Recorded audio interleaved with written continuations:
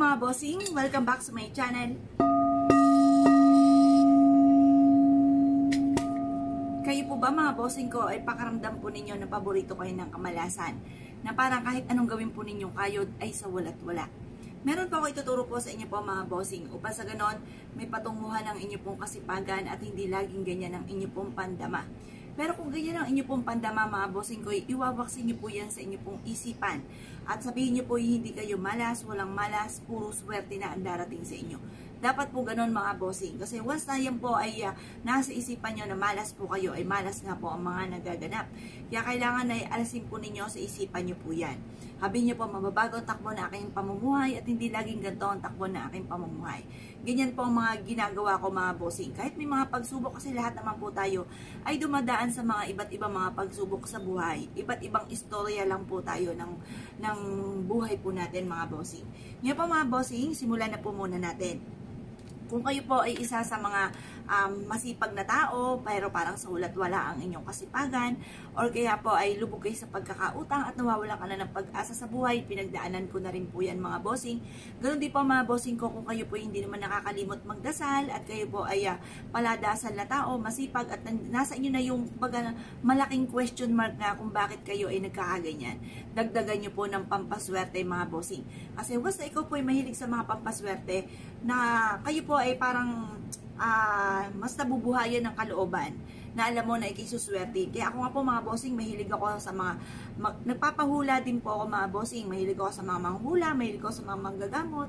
Kasi wasa may sinabi sa akin, kapag po pangit, pinagdadasal ko ng time team. Kapag naman po maganda, hindi ko nalilimutan mga bossing. At like ko sinasabi, ay yayaman daw ako. Yun na nasa isipan ko mga bossing kasi yun din po ang hula sa akin dati. Dati nga po mga bossing ko ay nagpahula po kami.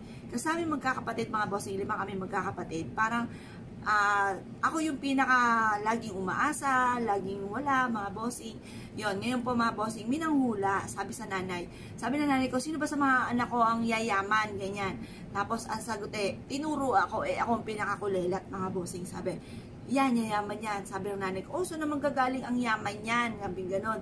Hindi siya naniwala, pero tumanin yun sa isipan ko. Sabi ko, yaman ako balang araw. Tapos lagi ko siya sabi sa mister ko, lagi ko binabanggit, lagi kong binubukas sa bibig ko, yung mga magaganda, sabi ko, pero sa amin lang, sabi ko sa mister ko, tayo makakabili niyang katabi nating lupa at walang kahit sino makakabili niya kasi pinagbibili po mga bossing. Yun nga po kami po nakabili. Kumbaga yung mga ko, like ko binubukas sa bibig, like ko sinishare sa mga anak ko, sa mister ko, kung ano yung mga pangarap po namin. Yung pangarap ko, gusto ko magkaroon tayo ng ganito, ng ganyan.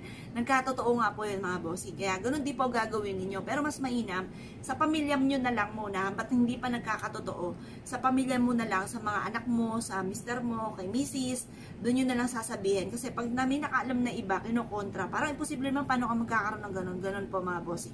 Meron akong kakilala din mga bossing, sabi ko ako yung magbablog, di pa nakagawa, sabi po sa akin, ay nako, mga magaganda lang ang mga sumisikat sa pagbablog at saka mga sikat, mga artista, mga ganun.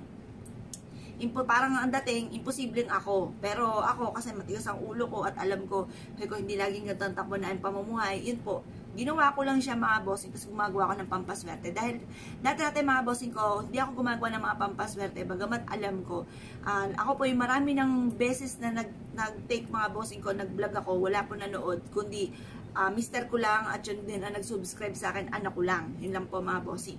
Hindi rin sinuwerte sa pagbablog. Pero nung gumawa ko ng mga pampaswerte at lagi ko nag-wish mga bossing ko at ako pa mga bossing pinaltan ko ng pagiging positibo ang aking mga nasa isip at puso. Na like ko sinasabi, kaya ko to, malalampasan ko to, magiging okay lahat, matutupad lahat ang mga pangarap ko at ganoon nga po ang naganap mga bossing. At ganoon din po ang gagawin po ninyo.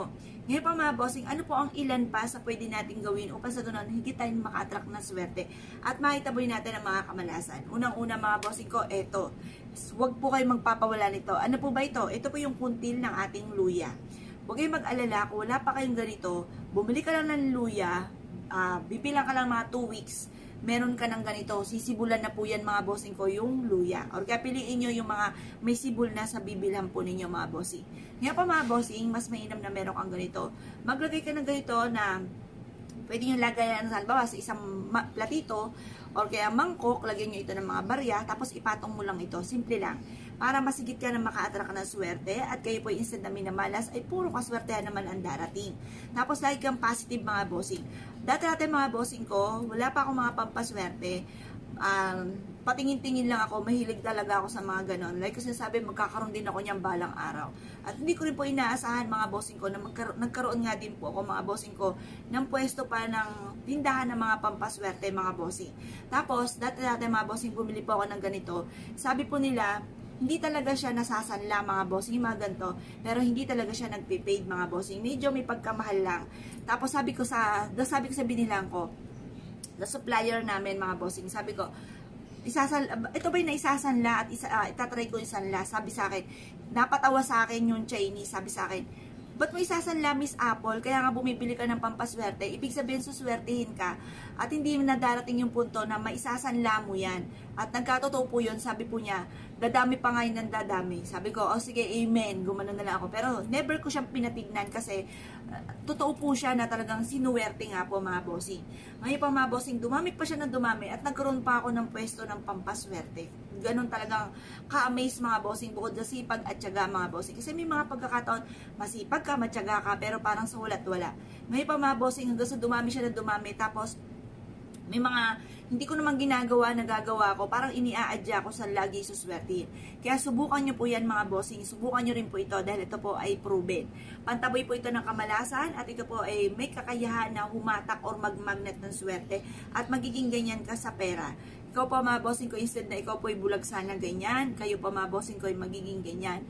At parang mas magiging masipag ka dahil sa parang puno-puno ka ng pangarap sa buhay, marami kang mga iniisip, parang anday pumapasok sa isipan mo, no, dati-dati blanco, ngayon po, parang madami pumapasok sa isipan nyo na gusto nyo na magkaroon ng ganito, gusto nyo na maging ganyan kayo, gusto nyo magawa yung mga ganito, magagawa nyo po yan mga bossing, walang imposible.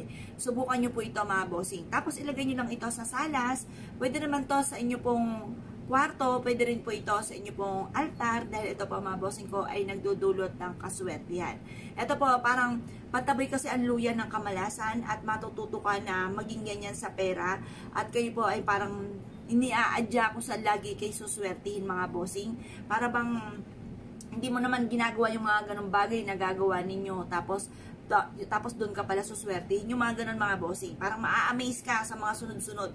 Kaya po, i-enjoy nyo lang yung life. Huwag nyo intayin ng intayin. Huwag kayo magmamadali. Kasi once na iniintay nyo yung bagay, alam nyo, di ba, may kasabihan tayo ng mga bata pa tayo, mentras iniintay natin, lalong tumatagal.